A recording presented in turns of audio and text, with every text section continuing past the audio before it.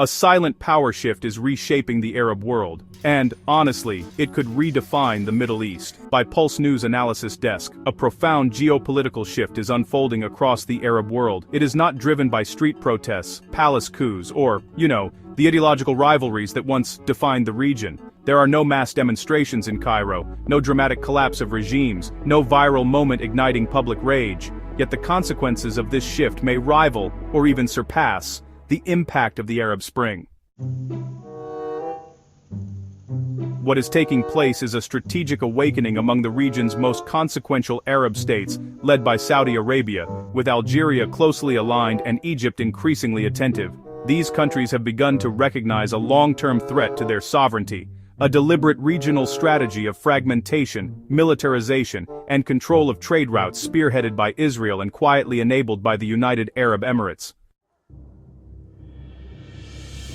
This realization marks a decisive break from the past, and honestly, it may permanently alter Middle Eastern power dynamics. Beyond old rivalries, a new threat emerges. For decades, Sunni Arab rulers framed regional insecurity around familiar adversaries, Iran's expanding influence and the political rise of the Muslim Brotherhood. Those concerns remain, but they no longer dominate strategic thinking in Riyadh. Instead, Saudi Arabia has come to a stark conclusion. The greatest danger now comes from a project designed to weaken Arab states themselves. This project does not rely on outright conquest. Its method is, subtler and more durable, fracturing states into rival regions, empowering separatist entities, and securing permanent military footholds near critical maritime choke points. Control the trade routes, fragment the political centers, and the region becomes manageable indefinitely. This strategy has been openly articulated by Israeli leaders in speeches and diplomatic engagements. It has also been quietly operationalized by the United Arab Emirates through proxy forces and regional interventions.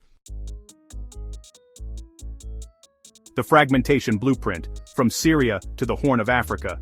Israel's approach is clearest in Syria. Over the past several years, it has supported the creation of autonomous zones in southern Syria, under the guise of protecting minority communities, while encouraging Kurdish self-rule in the north.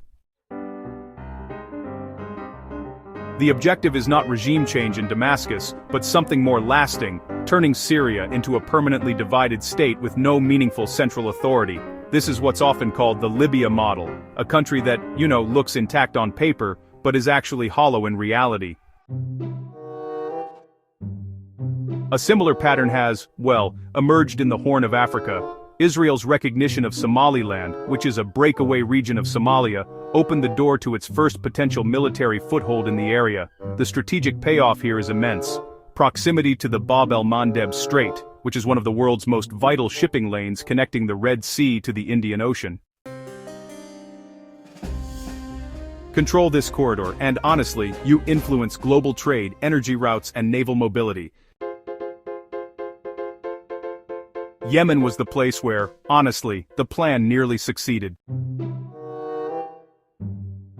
For more than a decade, the United Arab Emirates pursued a policy of de facto partition. Publicly, Abu Dhabi justified its actions as counter-terrorism efforts against al-Islah, or as part of the war against the Houthi movement. But in reality, these campaigns provided cover for a deeper objective, building and empowering the Southern Transitional Council, or STC, a separatist force aimed at carving out an independent southern Yemeni state. This entity would control key ports, coastline, and islands, including Aden, Mukalla, and Socotra, and, align itself openly with Israel. Under the leadership of UAE President Mohammed bin Zayed, the project gained speed, funding, and military sophistication. For a time, it really appeared unstoppable. Then, it crossed a line. The STC's push into Hadramaut and Al-Mara, that changed everything. These regions are sparsely populated but, strategically decisive. Hadramaut shares a long border with Saudi Arabia. When STC forces appeared in Mukalla, Riyadh understood the implications immediately. This was no longer about Yemen's internal conflict. Saudi Arabia itself was being encircled.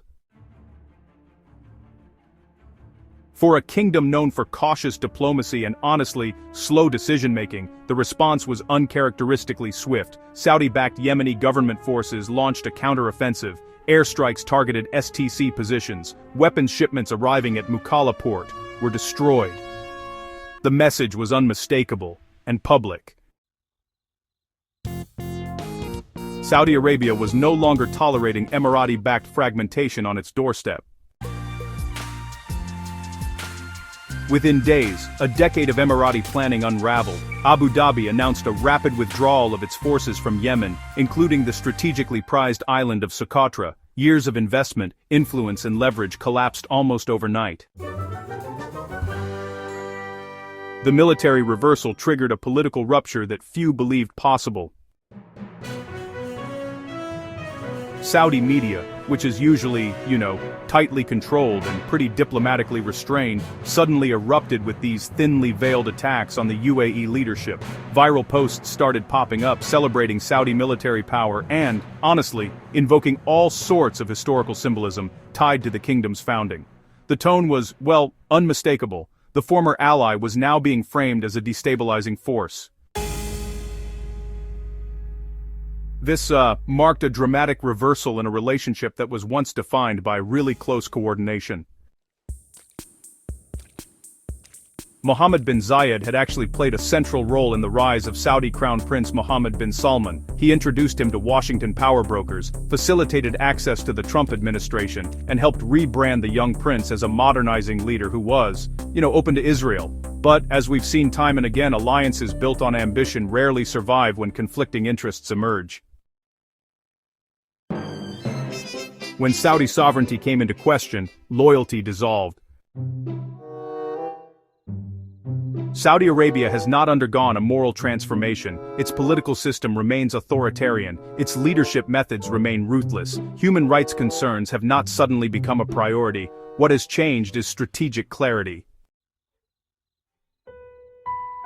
Riyadh now views Israeli and Emirati regional designs as existential threats rather than tactical opportunities. Fragmentation is no longer a tool to be used against weaker states. It is a danger that could one day be turned inward. That realization has, redrawn Saudi Arabia's red lines. Demographics alone really reinforce this reality. Saudi Arabia is a state of over 35 million people. The UAE, despite its wealth and ambition, has fewer than 1 million citizens. Power asymmetries still matter. So, what about the implications for the United States and Israel? The United States remains the world's dominant military power. Israel continues to operate with near-total freedom in Gaza, southern Lebanon, and Syria. No one disputes this. What is increasingly disputed is their ability to manage the consequences of perpetual intervention. From Iraq to Afghanistan, history is unambiguous. Wars may be won quickly, but the aftermath is uncontrollable. Fragmented states breed endless conflict, not stability. Saudi Arabia does not need to confront Israel or the United States directly. It does not need symmetrical retaliation. What it can do, and now appears willing to do, is obstruct, complicate, and resist regional projects that undermine state sovereignty. That alone shifts the balance.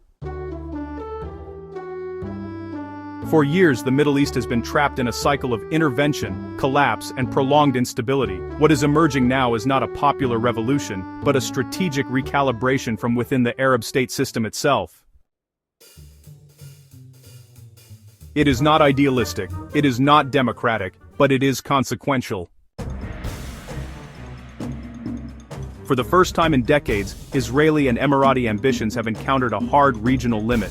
Overreach has produced resistance, not from the streets, but from the centers of power.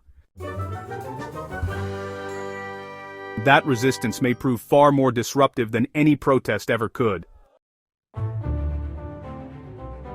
Pulse News will continue to monitor this evolving power struggle as it reshapes the future of the Middle East.